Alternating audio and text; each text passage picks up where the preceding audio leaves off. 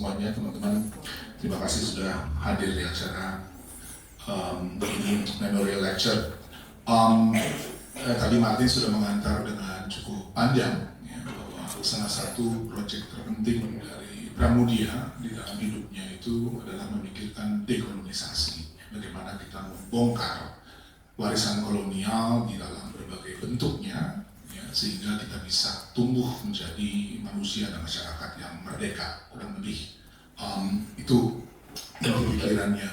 Dan sudah banyak yang dikatakan mengenai struktur sosial dari kolonialisme, apa yang harus kita ubah di dalam sistem ekonomi, sistem sosial, politik. Nah, saya mau angkat satu soal yang bolak-balik dibicarakan oleh Pram, tapi jarang disinggung di dalam diskusi tentang Pramudia, yaitu dua konsep kunci, berani dan takut. Ya, karena ini adalah satu konsep sentral atau sepasang konsep sentral yang kalau kita baca karya-karya fiksinya Pram, kita baca tulisan-tulisan yang sifatnya non-fiksi seperti Nyanyi Sunyi Seorang Bisu, beberapa esainya dan wawancaranya itu bolak-balik dikatakan.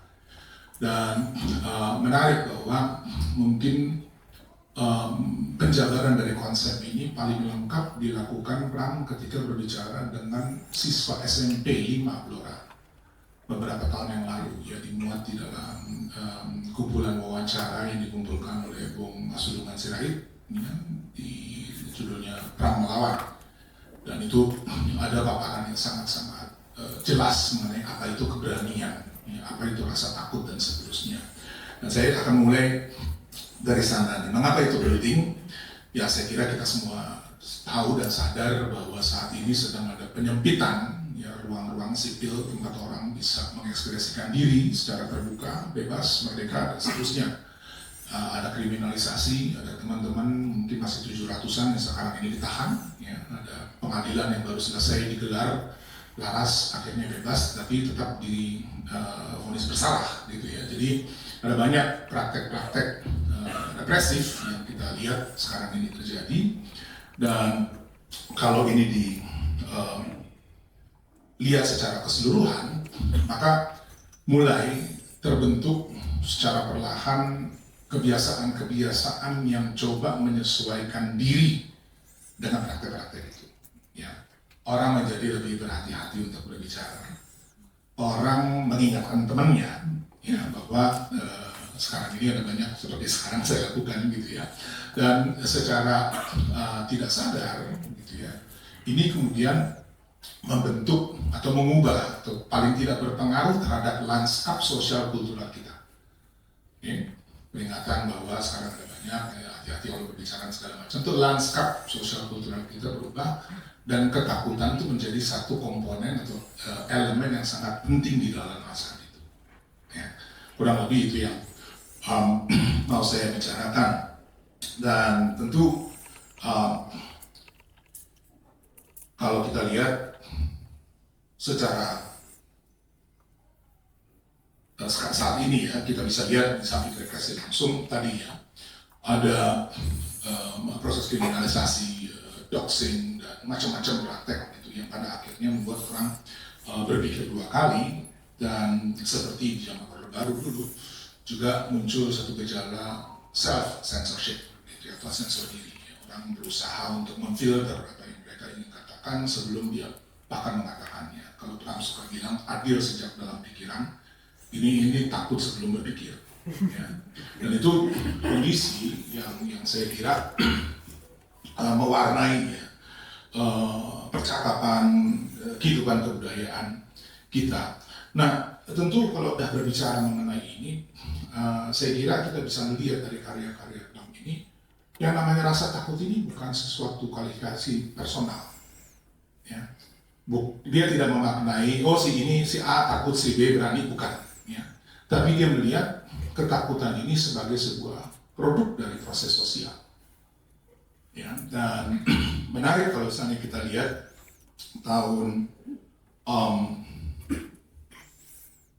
84, Pram ini pernah menulis satu esai, judulnya itu Abad Nuklir dan Budaya Takut. Dia membicarakan tentang ancaman perang nuklir pada masa itu tahun 80-an dan budaya takut yang kemudian timbul karena adanya berita, ada begitu banyak informasi mengenai perang nuklir, bom atom bisa menghancurkan bumi ini berapa kali dan seterusnya dan seterusnya. Dan latarnya tentu kalau misalnya teman-teman ingat tahun 82, 83 itu ada gelombang protes yang sangat besar di Amerika, di Inggris dan seterusnya untuk menentang perang nuklir ini. Dan Pram menulis artikel itu dan saya kira menarik sekali ya. Sayang nih ini satu di antara sekian banyak artikel yang belum dipublikasi. Ya. Saya nggak tahu rencana keluarga nanti di mana, apakah mau menerbitkan ya, begitu banyak artikel esai yang belum diterbitkan saat ini. Nah, abad nuklir dan kebudayaan takut ini salah satunya. Dan di dalam artikel ini Pram kurang lebih menjelaskan bagaimana ketakutan itu berlapis, disusun dan membentuk satu piramida. Dan di puncak piramida itu adalah ketakutan terhadap dunia ini akan berakhir seandainya perang nuklir itu terjadi.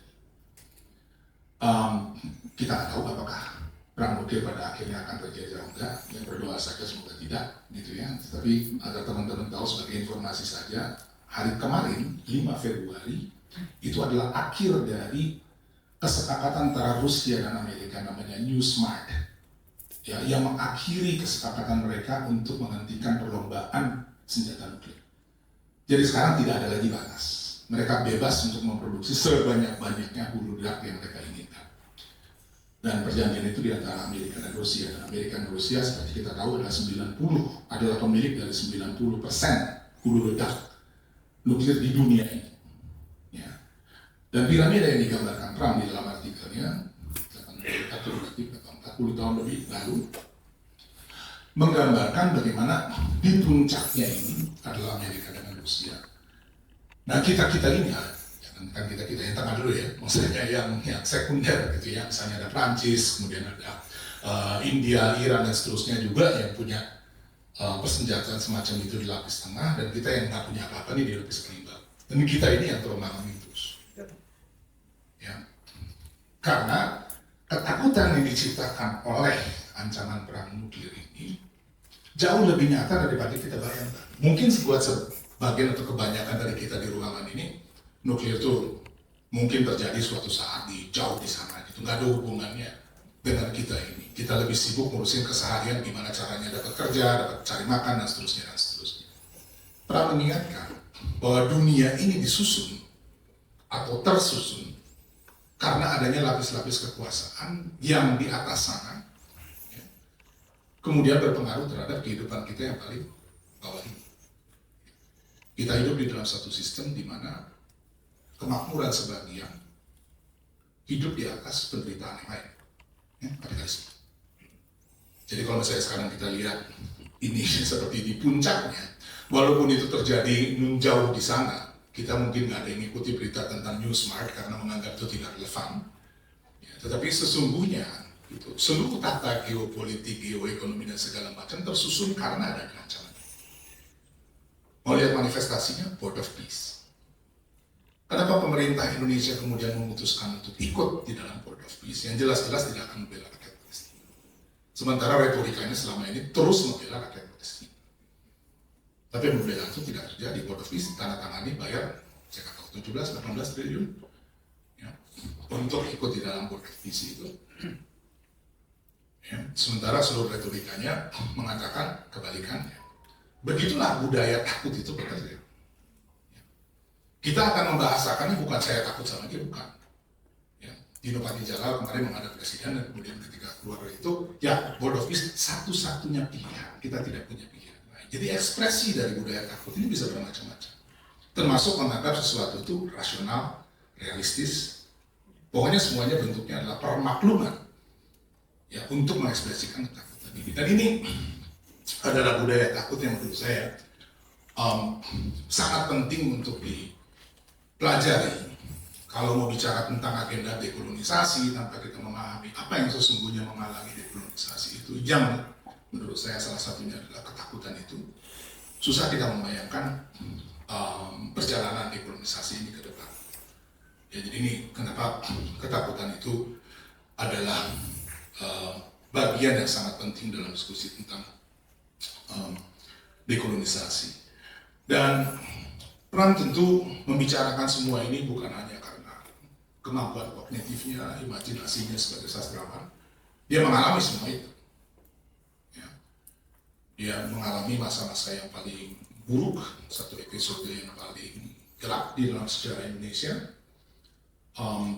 Dan sepanjang hidupnya terus ya, berurusan dengan hal sifatnya pengawasan dan seterusnya. Jadi ketakutan itu melekat.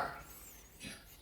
Dan ini tidak untuk mengatakan bahwa Pram ini penakut berani, bukan itu soalnya. Tapi dia hidup di dalam satu budaya ketakutan yang dibentuk sedemikian rupa yang melekat di dalam struktur sosial, sistem politik dan seterusnya. Jadi dia berbicara, saya kira bukan hanya karena punya kemampuan imajinasi kognitif, tetapi juga karena mengalaminya secara langsung. Dan kalau kita perhatikan teks-teks kuncinya seperti Nyanyi Sunyi Seorang Bisu, beberapa wawancara yang kemudian diterbitkan, kalau ingat penulis namanya Andrei Vlecek, ya, Archipelago of Fear, ini juga orang yang sangat dekat dengan Pramudia, menggambarkan ya, bagaimana Pram berpikir tentang budaya ketakutan ini secara sangat serius. Dan bagi dia, budaya takut ini bukan satu yang terbentuk secara tidak sengaja, tidak.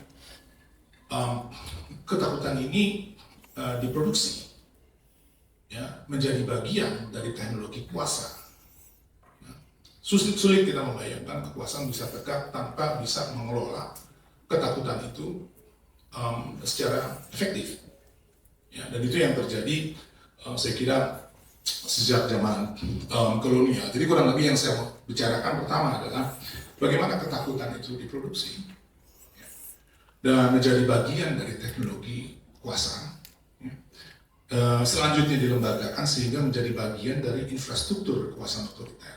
Ada buku bagus dari Elizabeth Drexler, ya, infrastruktur impunitas, ya, di mana dia membicarakan bagaimana termasuk ketakutan itu dibangun sedemikian menjadi infrastruktur kekuasaan di masa Orde Baru yang terus bertahan sampai sekarang. Jadi kalau teman-teman heran kenapa pengadilan terhadap kasus pelanggaran HAM tidak kunjung terjadi, kenapa banyak isu keadilan sepertinya kemudian ditinggalkan dan seterusnya, ya pahami bahwa ada infrastruktur dan teknologi yang dibentuk sejak zaman Orde Baru dan sampai sekarang kita nggak berhasil dismantel. Dan menurut saya, yang saya mau sampaikan dalam kesempatan ini, kategori yang kunci yang disampaikan Pram soal takut dan berani ini sangat membantu kita untuk berpikir tentang bagaimana caranya dismantling sistem yang sifatnya otoriter itu. Nah, tentu seperti yang saya bilang tadi, ketakutan tidak bisa kita pahami tanpa memahami atau membicarakan pasangannya, ya, itu keberanian. Dan keberanian di sini juga bukan virtue yang sifatnya personal, bukan satu kualitas individu ya, karena memang terlahir berani dan seterusnya, itu bukan itu. Itu malah adalah narasi yang bisa menjauhkan kita dari keberanian sosial yang diperlukan. Mengapa? Karena kemudian membuat orang menjadi begitu istimewa, tidak terjangkau oleh manusia biasa, dan pada akhirnya mematikan imajinasi dan inisiatif. Ya. Salah satu problem besar dari cerita hero, superhero, dan segala macam adalah membuat kita tidak berdaya. Kita tinggal menunggu saja kapan superhero itu akan menyelamatkan kita semua. Ya, sama seperti konsep itu adil dan seterusnya gitu ya. Kapan keadilan itu datang, entah. Ya. Dan dalam keseharian, saya kira kita mengalaminya dalam bentuk yang mungkin lebih sederhana, less dramatik, tapi tidak kalah efeknya. Misalnya, ya, menunggu sampai kemudian pemerintah datang membawa perubahan. Dan sama kali kita mengungkapkan kekecewaan karena perubahan itu tidak datang dibawa oleh pemerintah yang kita pilih. Ya. Mana imajinasi dari kita? Mana inisiatif yang timbul internal dari kita? Kenapa semua inisiatif politik dan segala macam itu sifatnya adalah menunggu atau menagih dari sesuatu yang eksternal, bukan dari dalam. Itu pertanyaan kunci dari Pram. Mengapa tidak punya keberanian memproduksi? Mengapa tidak punya keberanian berpikir? Mengapa tidak punya keberanian menulis? Semua sifatnya internal, datang dari dalam diri. Dan ini konsep-konsep kunci yang saya kira hari ini ini penting sekali. Oke, mulai dari takut sebagai teknologi kekuasaan. Ya. Kalau teman-teman baca cerita dari Blora, baca Nyanyi Sunyi bagian-bagian ketika dia masih kecil di Blora, ada banyak sekali informasi bagaimana orang di Jawa pada masa itu, khususnya di keluarganya, Pram itu diasuh antara lain dengan narasi ketakutan. Ya, dia mencatat bagaimana tetangganya takut sama binatang, takut sama hantu, takut sama macam-macam lah, takut sama pohon besar dan seterusnya. Dan itu tetap di level yang sangat personal. Oke? Dan tentu yang penting dari sini bukan bahwa ketakutan budaya, bukan seperti itu budaya ketakutan itu, tapi bahwa ketakutan itu melekat di dalam masyarakat. Dan dengan kata lain, kita nggak bisa menyingkirkan ketakutan. Okay? Jadi ketakutan bukan sesuatu untuk di-exercise, untuk disingkirkan dari kehidupan kita. Nah, kemampuan mengelola itu yang menjadi lebih penting. Satu hal. Hal kedua, sumbernya bisa berbeda-beda. Karena itu yang namanya ketakutan selalu bersifat sosial dan kontekstual. Orang takut pada sesuatu tidak takut pada yang lain di dalam satu kebudayaan. Dan dari satu kebudayaan yang lain kita akan lihat objek dari ketakutan itu sangat bervariasi. Ada orang takut hantu, ada yang tidak. Ada orang takut air, ada yang tidak, dan seterusnya. Jadi ketakutan itu sumbernya banyak, konteks sosialnya juga sangat beragam. Nah, ketika ini bekerja, artinya primal, ada di dalam diri kita. Masalahnya sekarang ini dia diaktifkan, di-generate, diproduksi, direproduksi, diperluas, dan seterusnya. Berbeda-beda dari masa ke masa. Menggunakan teknologi. Untuk situasi kita hari ini, film sangat-sangat penting, bukan film horor. Ya, jadi jangan dikira ini urusannya takutnya selalu yang sifatnya horor, mystical, no, gitu ya. Ketakutan itu muncul misalnya dalam film-film apokaliptik yang sifatnya futuristik, bahwa kita masa depan nggak punya harapan. Ya. Itu ketakutan yang dibangun terus-menerus di dalam sinema Amerika kontemporer. Okay. Kita punya ketakutan yang masing-masing, takut pada gay, takut pada lesbian, takut pada macam-macam lah. Ya. Takut pada orang yang pikirannya nggak sama, dan seterusnya. Dan itu terus-menerus diproduksi. Ya, di dalam bentuk-bentuk yang populer, dalam karya sastra, dalam pembicaraan sehari-hari, dan seterusnya. Jadi, dengan kata lain, rasa takut ini diproduksi dan kemudian digunakan secara sangat sistematis untuk menciptakan kepatuhan. Ya. Baik itu di zaman prakolonial, kalau baca Arab Pedestan harus balik, baik itu di masa kolonial, kalau kita baca teknologi dulu, maupun di Orde Baru, par excellence. Ya, kalau kita baca Nyanyi Sunyi dan semua karya-karya Pram mengenai masa Orde Baru itu.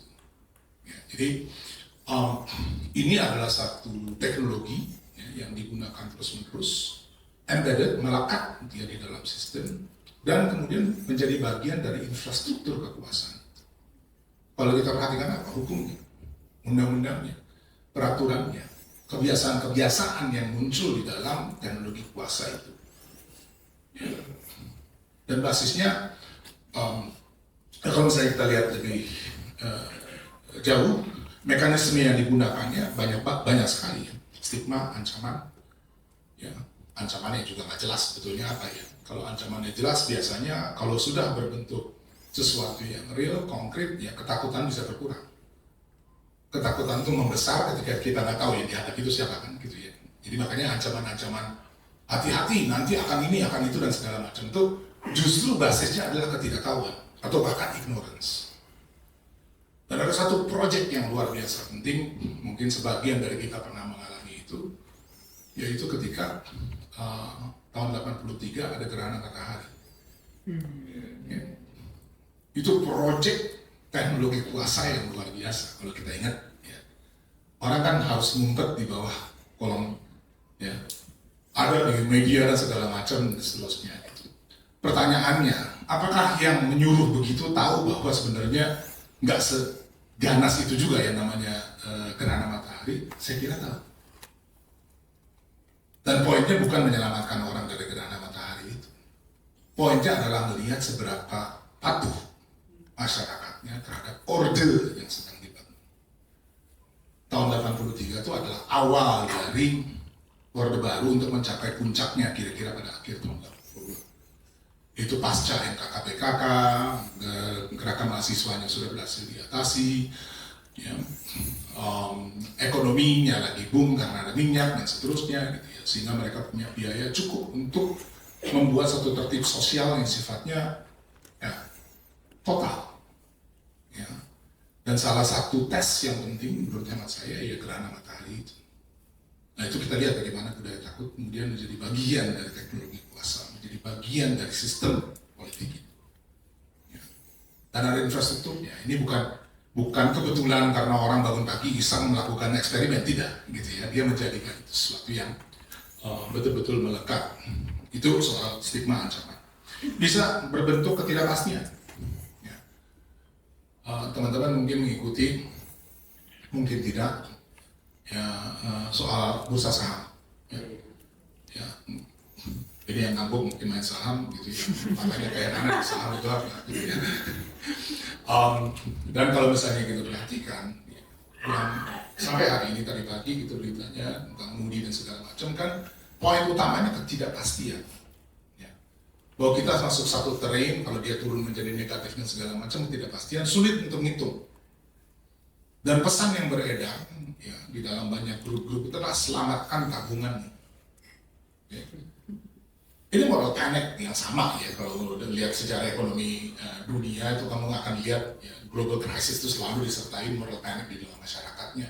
Sekarang bentuknya kecil mungkin di sebagian orang yang benar-benar takut kehilangan duit gitu ya. Tapi kalau krisisnya berlanjut ya tentu ini akan menjadi semakin luas. Dan basisnya adalah ketakutan ya, yang sama yang diproduksi dan direproduksi.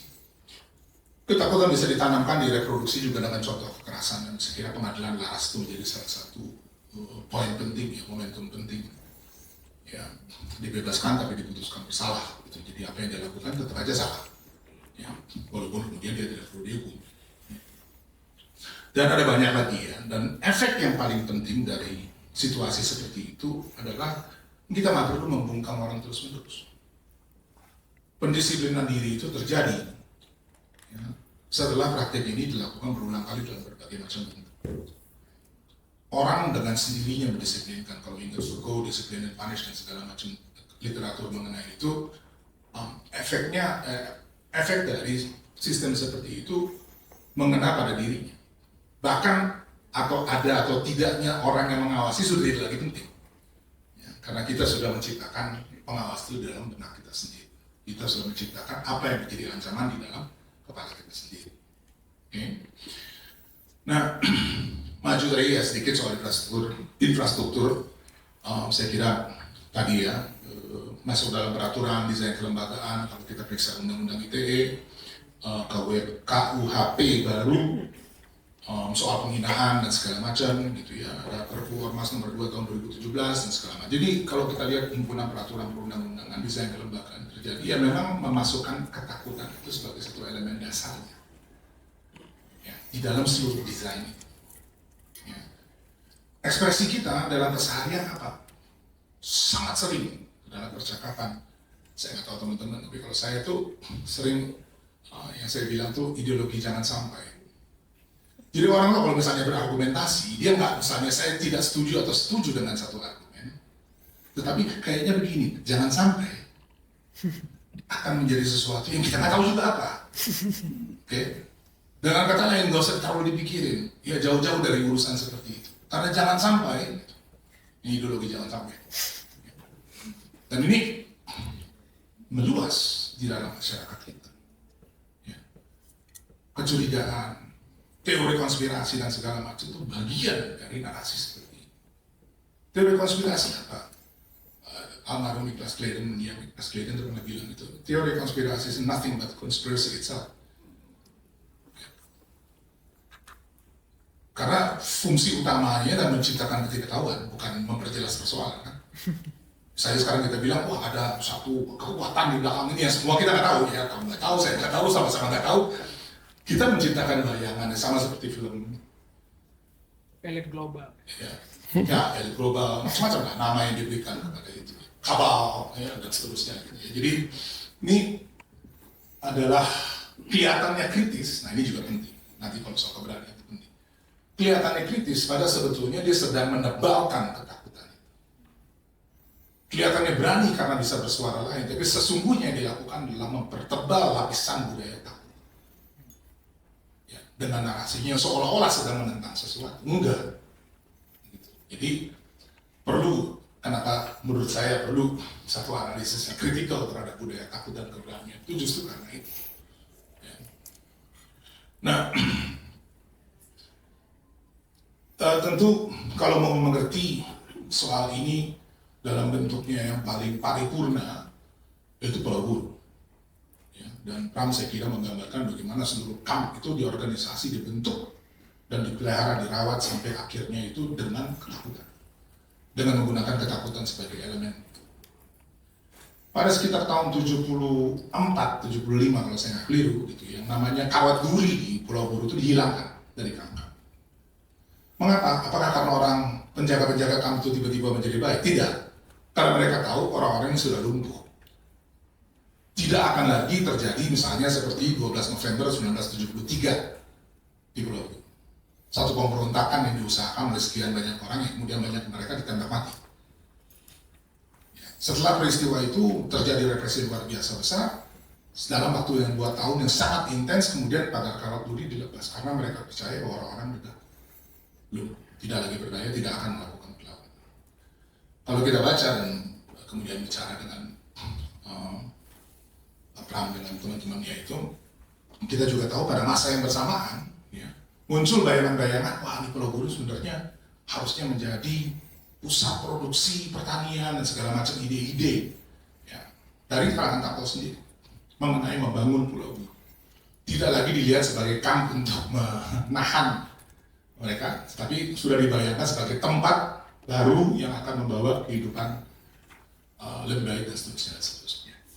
Ya, jadi kalau misalnya kita mau perhatikan atau mau mengerti bagaimana budaya takut ini dilembagakan, menjadi bagian dari teknologi kuasa, bahkan kemudian menjadi bagian dari infrastruktur kekuasaan itu sendiri, ya tidak ada contoh yang lebih baik daripada Pulau Buru menurut saya dan Bram menceritakan dan juga memberi komentar terutama dalam nyanyi Sunyi Seorang Bisu yang pertama yang terbit 95 itu dengan sangat bagus gitu. Ya, dia melihat menggunakan catatan, kalau saya nggak keliru itu catatan yang dibuat oleh Rifai Apin ya, dan kemudian dia analisis, dia komentari, dan banyak sekali detail-detail yang menarik di situ gitu ya, bagaimana orang yang tadinya dianiaya tidak lagi dianiaya bukan karena orangnya karena pelakunya menjadi baik, tetapi karena yang semula dianiaya tidak lagi perlu dianiaya untuk mencapai tujuannya, begitu ya. Ada Wilson di sini. Dulu waktu Wilson di penjara tahun 90-an itu menyebutnya ada di dalam penjara kecil ya. Salam untuk teman-teman yang ada di penjara besar, maksudnya kira-kira ini ya. Kenapa? Karena dia melihat miniatur ya, penjara Cipinang pada saat itu sebagai miniatur dengan segala macam peraturan dan seterusnya yang diproyeksikan ke dalam masyarakat yang lebih luas ya. Dan itu real. Kenapa? Suara mereka yang dalam penjara itu lebih keras bahkan dari mereka yang dari luar. Jadi yang boleh dibilang lebih bebas dalam tanda kutip ya, untuk menikmati segala macam itu justru mereka yang ada di dalam itu daripada yang ada di masyarakat umumnya. Masyarakat umumnya hidup di dalam satu sistem yang tidak mereka sadari, yang sifatnya otoriter. Ya, dan kurang lebih itu poinnya. Jadi bagaimana budaya ketakutan sudah menjadi bagian dari kekuasaan itu sendiri. Nah, tentu kalau mau dilihat sejarahnya, saya akan panjang soal itu. Orde Baru tadi, Pak Aslans, dan juga akarnya bisa ditarik ke masa kolonial. Dan di sini ada satu elemen yang sangat penting, satu bagian menurut saya, ya, juga potongan atau bagian pemikiran dari Pramudia yang sangat penting, tapi kurang sering dibahas secara tuntas, hubungan antara kolonialisme dengan feudalisme. Kita nggak akan bisa memahami kolonialisme, apalagi berpikir tentang dekolonisasi, kalau tidak memahami bagaimana kekuasaan kolonial itu sebetulnya bisa ada karena adanya ketimpangan sosial di dalam masyarakat itu sendiri, yang namanya feudal. Ya. Tanpa itu mungkin nggak akan ada itu. Dan ya, kita lihat sejarah. Arus balik lagi-lagi adalah karya yang menggambarkan itu dengan sangat baik. Portugisnya belum datang, ya, situasinya untuk mengalami penjajahan sudah terjadi. Ya, Portugis belum ada nih, mereka masih digambarkan akan datang. Ya. Perangi-perangi itu baru akan datang, kabarnya masih akan berlayar dan itu sampai ke Jawa. Di Jawanya sendiri sudah terjadi kondisi yang kemudian memungkinkan kolonialisme itu. Dan itu adalah elemen yang sangat penting untuk memahami budaya takut. Sama halnya, ya, budaya ketakutan ini juga tumbuh secara internal di dalam masyarakat kita. Ya, dipupuk, dipelihara, direproduksi, diperluas, diperkuat dari waktu ke waktu. Ya. Kemudian ketika kekuasaan kolonial itu datang, memanfaatkan dengan sangat mudah. Dan dramatis sekali Pramudia menggambarkan itu di dalam Anak Semua Bangsa. Ya, ketika Surati dijual oleh ayahnya sendiri, ya, kepada Plikembo, ya, dan mengalami nasib yang sama seperti Otosoro. Ya, 2 generasi tante sama keponakannya mengalami hal yang sama oleh sistem yang sama. Dan yang membuat orang kemudian menyadari itu sebagai masalah ya Ningke yang dikirim oleh Pramudia sebagai tokohnya untuk menginvestigasi itu. Kalau tidak, dia akan berlalu saja. Jadi jangankan jadi catatan kaki di dalam sejarah, akan hilang begitu saja bersama sejarah. Gitu ya. Jadi mengapa menurut saya membicarakan ketakutan ini basis sosial historisnya juga sangat penting untuk pelajari, yang perang menyediakan bahan yang sangat berlimpah untuk itu. Oke, secara singkat kalau mau diringkas ya, kita berhadapan dengan lapis-lapis kekerasan yang membentuk ketakutan terhadap sumber yang bermacam-macam dan juga berlapis-lapis. Jadi kalau sekarang kita berpikir tentang mendekolonisasi itu semua, ya, untuk membongkar itu semua, mau tidak mau memang harus memahami lapis-lapis yang membentuk, yang saling berkelin dan feudalisme dan kolonialisme, feudalisme dalam berbagai macam bentuknya, belum lagi patriarki dan seterusnya. Ya. Dan itu masing-masing mempunyai elemen-elemen yang saling terkait gitu. Dan itu ya entah mungkin ada yang mau bikin skripsi, tesis atau disertasi di sini, itu saya kira satu subjek yang sangat menarik. Ya, bagaimana memahami lapis-lapis kekerasan yang membentuk lapis-lapis ketakutan secara kultural dan membentuk kita sekarang ini. Ya. Dan untuk membongkarnya tentu memerlukan satu proses yang panjang. Ya. Tidak semudah membuat undang-undang baru. Ya. Tidak semudah ganti presiden. Tidak semudah katakanlah punya partai yang menang pemilu dan seterusnya. Gitu ya. Jadi syarat untuk bisa membongkar itu semua jauh lebih mendalam ketika kita sudah memahami seberapa dalam atau seberapa kuat sebetulnya lapis-lapis itu. Baik, dari ketakutan saya mau beranjak ke pasangan konseptualnya, yaitu keberanian. Ya. Nah, bagi Pram, keberanian juga bukan satu sifat psikologis yang melekat pada orang per orang. Jadi dia nggak terlalu tertarik berbicara tentang si A ini berani atau enggak orang. Ya. Keberanian itu bukan atribut individu. Ya, dan dia justru mengkritik di dalam karya-karya mengenai revolusi pada masa awal kemerdekaan, gitu ya. Tokoh-tokoh heroik yang digambarkan secara sangat karikatural. Ya, kalau kita perhatikan karya-karya masa-masa itu, tokoh-tokoh yang kelihatannya hebat, jago dan seterusnya itu justru digambarkan secara karikatural, setengah ditertawakan sesungguhnya, gitu ya. Karena Pram melihat di balik semua kehebatan ini terletak atau tersembunyi satu jiwa pribadi yang sangat sulit untuk berkembang kalau tidak mau dikatakan kardil. Ya, di balik heroisme itu. Dan ini mungkin ya Pram memang terkenal orang yang mengkritik kebudayaan tanpa tedeng-aling-aling. Ya, jadi dia nggak terlalu peduli juga kalau misalnya orang nggak suka dengan kesimpulan semacam itu. Ya. Dia kan kalau diwawancara selalu bilang sorry. Ya. Sorry, tapi kalau tersinggung ya itu urusan kamu. Pokoknya saya mikirnya begini ya, terserah kamu marah atau enggak gitu ya. Dia punya sikap keberanian semacam gitu ya pada dirinya. Tapi poinnya adalah bahwa dia tidak melihat kemudian keberanian itu terrepresentasi di dalam meruncing, ikat kepala kalau revolusi ya, terus orang yang berteriak dan segala macam gitu. Bukan di situ mencari keberanian itu. Ya, bahkan dia lebih kritikal ya, terhadap itu karena seperti kita tahu orang akan mudah sekali ya terjebak di dalam moralism. Kalau misalnya perhatiannya terhadap tokoh keberanian atau keberanian itu sendiri terpaut pada tindakan yang apa namanya melampaui batas nalar misalnya gitu ya. Kalau misalnya itu yang menjadi patokan ya tadi, berarti keberanian itu hanya milik segelintir sekali orang. Dan entry barrier-nya orang untuk bisa menjadi berani menjadi begitu tinggi sehingga praktis keberanian itu hanya milik sebagian. Tunggu aja sampai ada orang yang seperti itu memimpin kita semua. Kurang lebih logik ya yang berkembang dari analisis mengenai keberanian dan seperti itu. Nah, bagi Pram, keberanian itu adalah mekanisme ya, satu produk dari proses sosial dan praksis yang membuat orang mampu bertindak. Itu poin. Ya, jadi bukan apa tindakannya, tapi memberi satu kondisi kemudian orang mampu ya, bertindak. Ya. Dan dia memberi contoh yang sangat bagus di Nyanyi Sunyi seorang bisu yang jilid kedua, ada satu bab judulnya tuh Revolusi Belum Selesai. Itu saya kira salah satu analisis mengenai periode pasca kemerdekaan yang paling baik dalam sejarah Indonesia, walaupun ditulis dalam bentuk yang sangat personal. Dia cerita bagaimana orang-orang yang luar biasa para satria, ya, maksudnya para pejuang askar, tentara dan seterusnya itu begitu setelah kemerdekaan itu sibuk mencari tempatnya di dalam kekuasaan yang baru. Ya. Mengapa begitu? Karena mereka takut kehilangan privilege.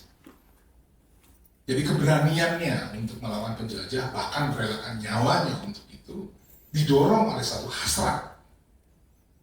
Tidak ingin kehilangan privilege.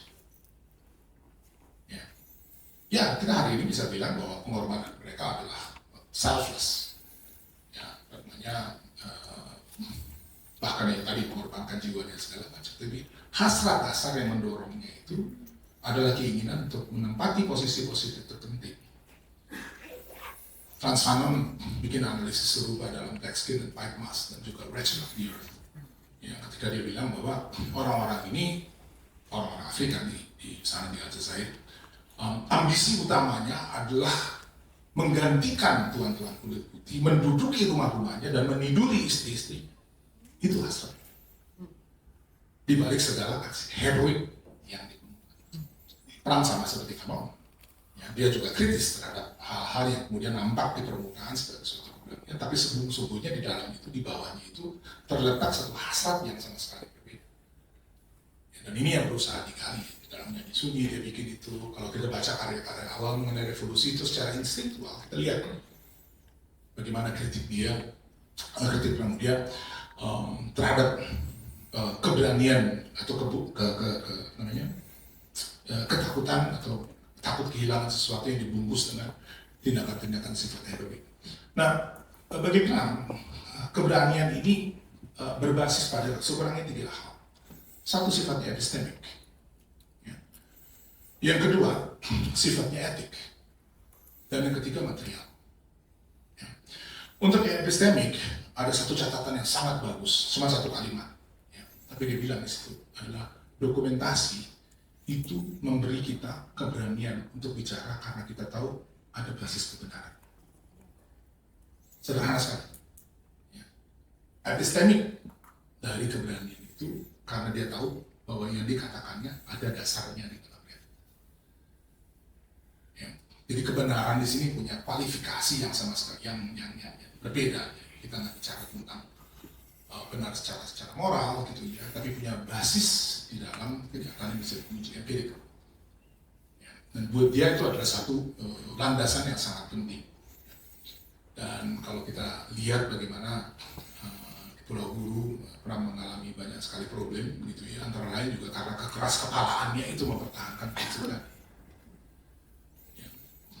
Kan ditanya oleh pemeriksa pada suatu saat, bagaimana Pak ini Pulau Buru punya potensi enggak? Wah, pulau ini harus ditinggalkan 100 tahun. Ya, biarkan hutan kembali, coba. Ya, kamu lagi berhadapan sama pemeriksa gitu ya.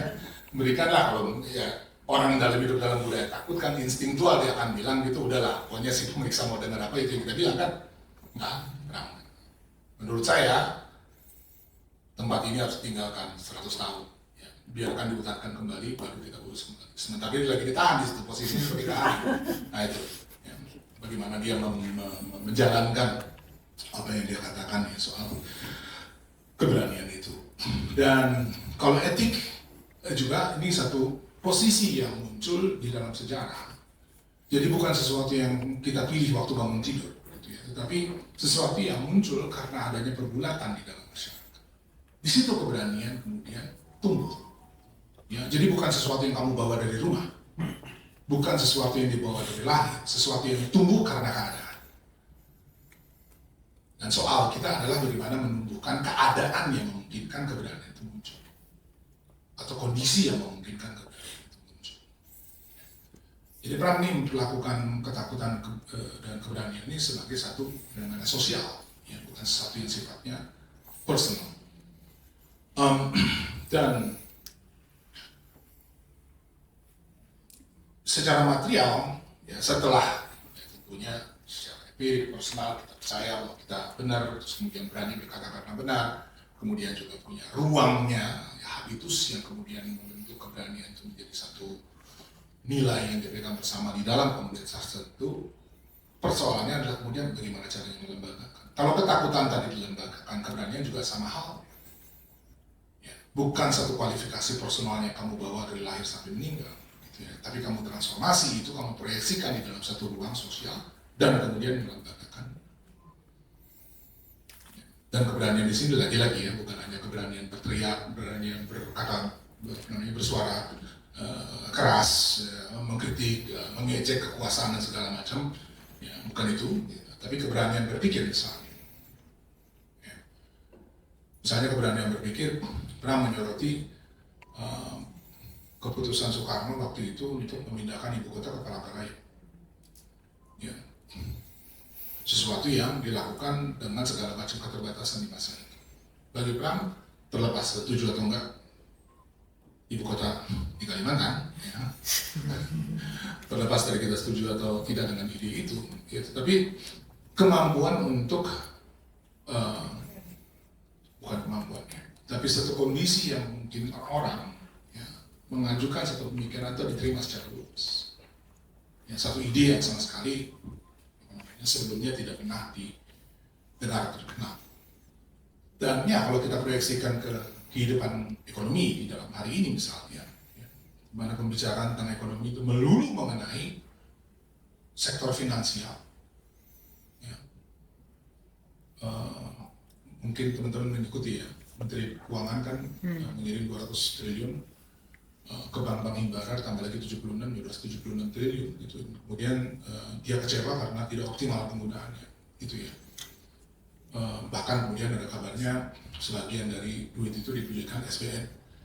Ya, SBN itu artinya surat berharganya negara yang kemudian bisa mendapat pendapatan cukup besar dengan cara yang aman, tapi yang bayar negara juga, gitu ya. Jadi dikasih duit dari BI untuk kemudian beli sesuatu yang dijual sama BI, ya, kan?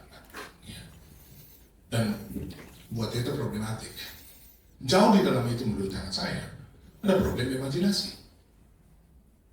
Nggak mampu berpikir tentang bagaimana caranya melakukan, ya, kamu dapat resources yang begitu besar, coba bikin sesuatu yang kemudian menghasilkan. Nggak punya. Bahkan keberanian untuk berpikir ke arah itu aja nggak ada. Kita nggak lihat proposalnya. Paling nggak saya lihat di koran muncul, oh ini kali ya, bikin spaceship atau whatever, gitu. Ya. Kalau Fikar itu yang pengamat dari Tiongkok yang sangat populer sekarang itu, dia bilang kan Indonesia ini salah satu keuntungannya hidup di Khatulistiwa. Jadi kalau bikin peluncuran satelit, fasilitasnya itu dibikin di sini di Indonesia, ini akan laku keras. Ya, yeah. It's an idea.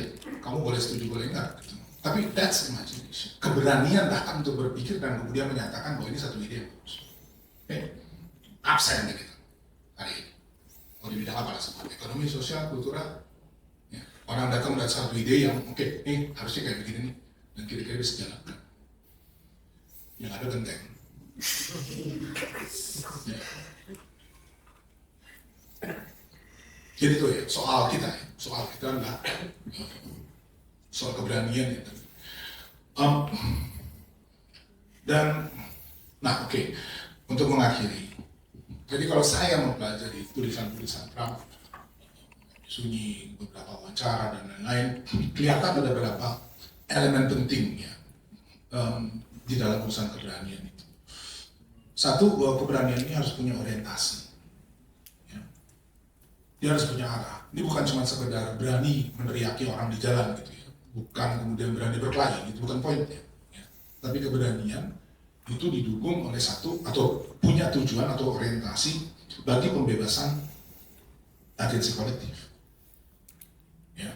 Jadi keberanian di sini dituntut untuk menjawab pertanyaan berani untuk apa? Ya. Kamu berani kritik pemerintah, bukan ke poinnya. Dan berani nggak kamu mengatakan bahwa itu salah harusnya begini? Ya. Pengalaman saya dalam birokrasi nggak ada itu. Ya. Absen itu. Karena hak berbicara itu juga punya struktur sosial. Ya. Jabatan tinggi punya hak lebih besar, jabatan rendah ya lebih diem aja lah. Ya, walaupun lebih cepat. Jadi kita lihat tadi ya, bagaimana struktur kekuasaan itu juga disusun sedemikian rupa mengikuti embedded di dalamnya atau melekat di dalamnya urusan ketakutan itu kan. Ya.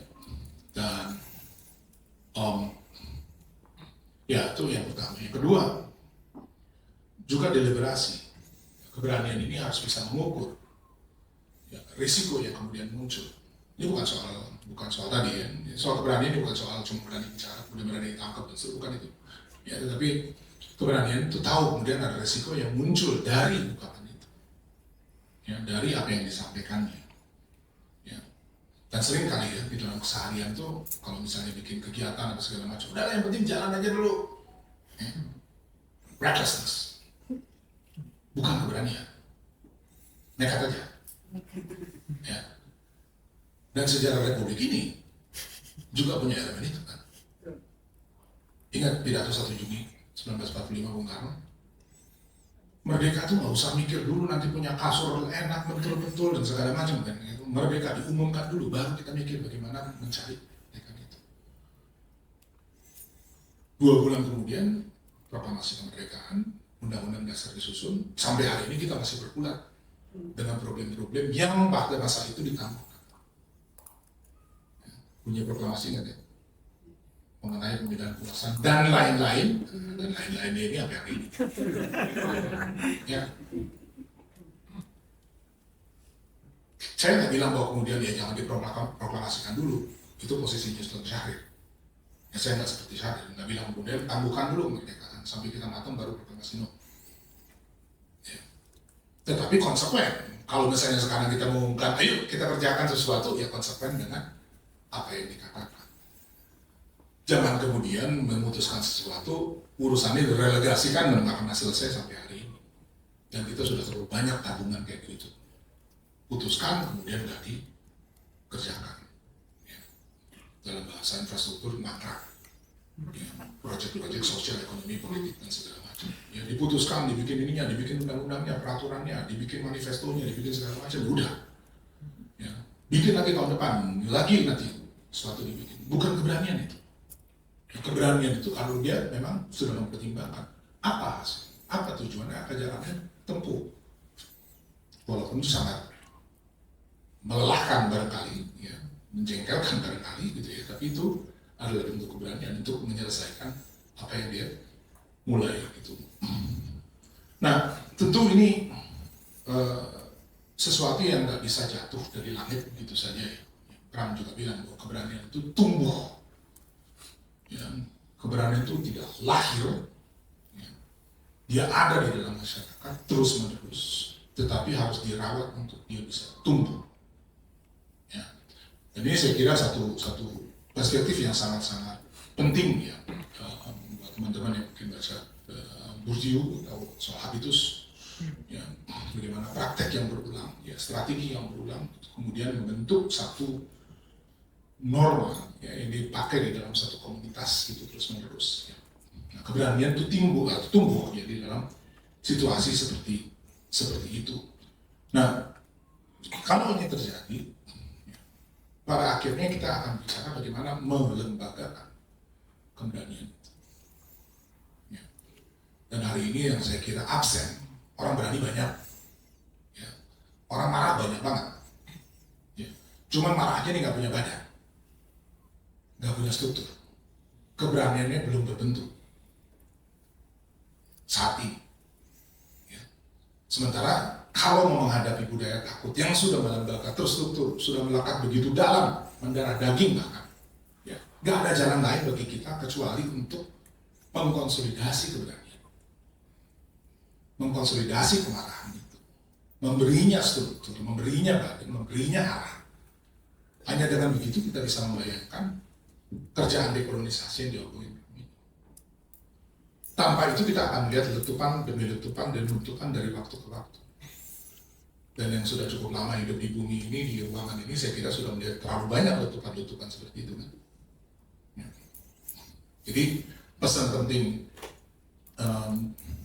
dari Pramudia, ya, melalui tulisan-tulisannya, saya kira adalah itu, ya, bahwa urusan ketakutan dan keberanian ini perlu dipikirkan secara lebih serius. Ya, dan kalau misalnya kita mau bercermin dari perjalanan Pram sendiri, keberanian ini juga butuh yang disebut ya semacam ekologi dari keberanian itu untuk dia bisa tumbuh. Ya. Di dalamnya ada arsip. Ya, bukan kebetulan kita menyelenggarakan kegiatan ini di Pusat Dokumentasi Sastra Aviasi. Ya, arsip pengetahuan. Kamu berani berbicara mengenai sastra, berpendapat gitu ya, melawan orang-orang hebat seperti Faruk Hatim misalnya, atau Saud Situmorang misalnya, ya, karena kamu pegang masih dasar mengerti apa yang dibicarakan. Ya. Jadi arsip, ya, itu dokumentasi, itu bagian yang penting. Dan saya kira Pram menjalaninya, ya, dia bikin satu arsip pribadi yang sangat luar biasa. Ya.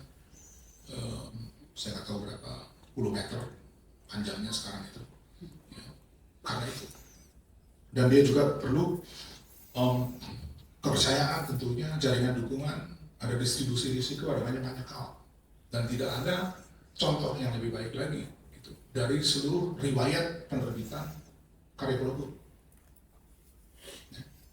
Dimulai dari satu masa, tahun-tahun 60-an ketika dia membuat riset mengenai sejarah, dia merasa bahwa bangsa ini perlu mendapat narasi mengenai bagaimana cerita dari bangsa ini terbangun.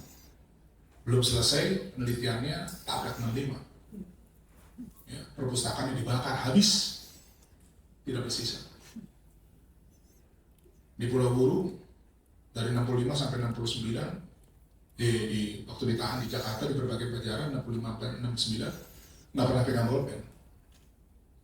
Sampai ke Pulau Buru, kira-kira akhir Agustus 1969, harus bekerja di Lugu Jantan namanya.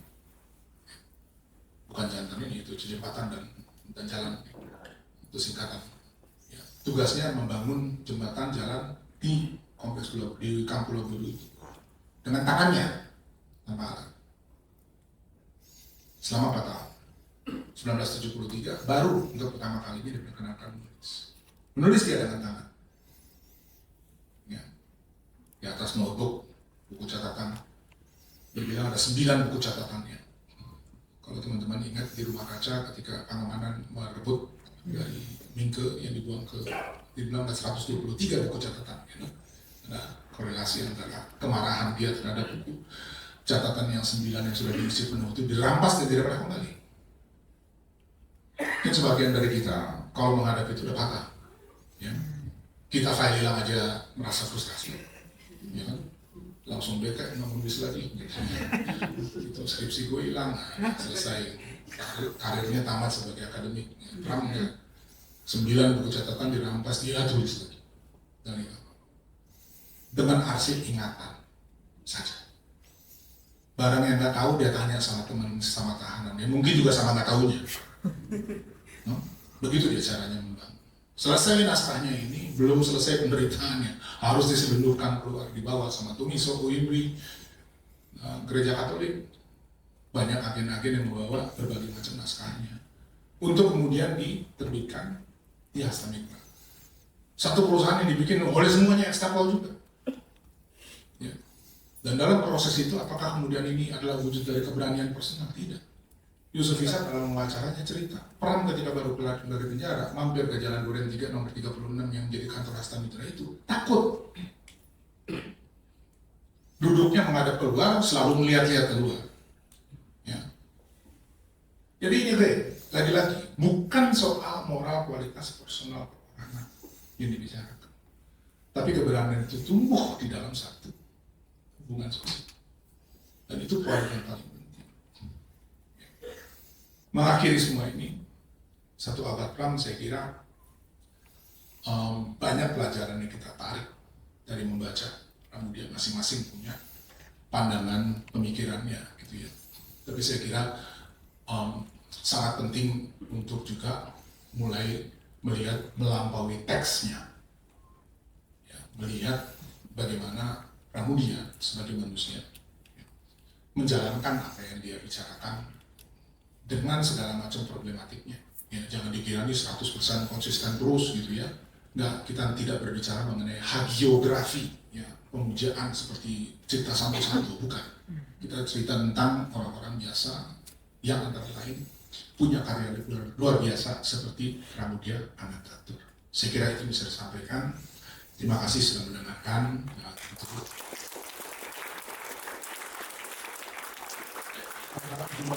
Dalam model lecture online.